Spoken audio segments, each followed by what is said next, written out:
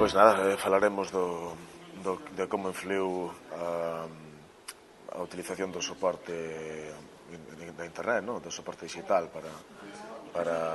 supoño, para as cousas que levamos feitas a nivel literario. Imagino que irá por aí a cousa.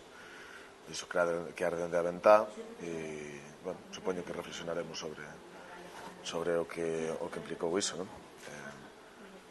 No meu caso, teño todo o que agradecer ao blog, porque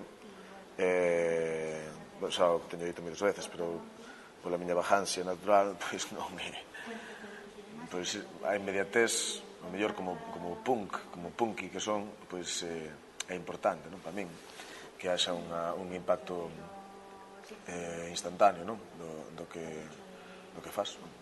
De feito, o concepto que teño do soporte digital é pois iso, como o último chanzo, o último chanzo da revolución punk, que arranca con Dada e todo iso. É un pouco a busca da democratización o máis ampla posible da arte, e a súa mestura coa vida. Entón aí o blog e outras ferramentas que apareceron agora implican gañar cada vez máis capacidade de impacto e unha identificación máis forte entre a vida e a arte. Hai mensaxes de estado de Twitter ou de Facebook que están super reflexionadas e que definen desde logo moito o que pensa cada quen e o que ten que dicir sobre a súa vida moitas veces tamén.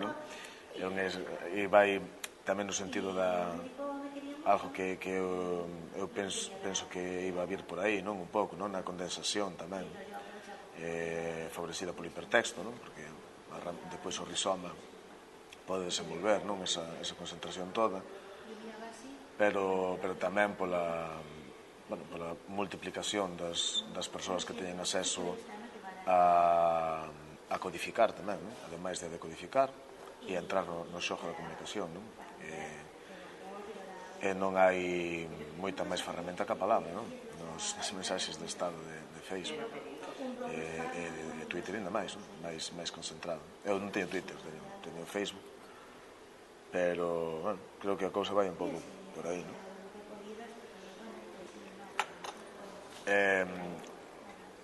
Daquela, se te digo, era tanto a posibilidade de que o que pensabas, o que vías día a día, poder poñelo directamente e ver a reacción que podía haber entre xente que o lía, pero tamén me axudou a eu darme de conta de que podía producir tamén.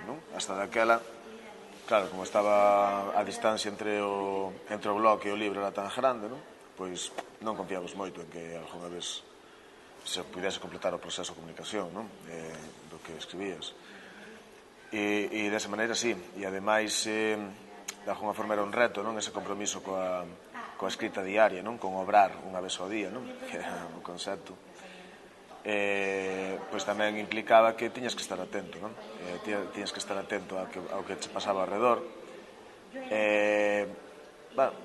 Hai 15.000 formas de miralo, aí está tamén a metáfora de baixo da ollada, pero creo que daí deime de conta de que escribir ten moito que ver con ter unha ollada, ollada como metáfora de discurso tamén, como metáfora de perspectiva ideolóxica, ademais de física, desde que ves a realidade. Pero foi como un pouco despertar, é o chiste do loro e do moucho, a un tipo rejálanlle un moucho facendo pasar por un loro, e entón di el: que xa che fala o loro e tal, pero presta unha atención.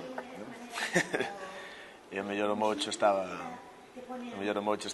simplemente facéndolle caso fixándose nas cousas para poder falar despois e non ser simplemente un loro que repetise.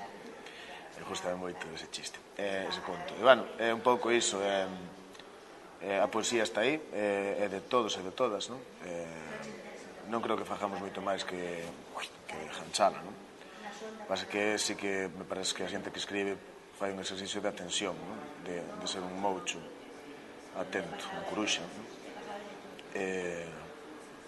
Que cunha ollada propia, non? Que é o que posibilita que non se che escapa a poesía cando che pasa por diante, non?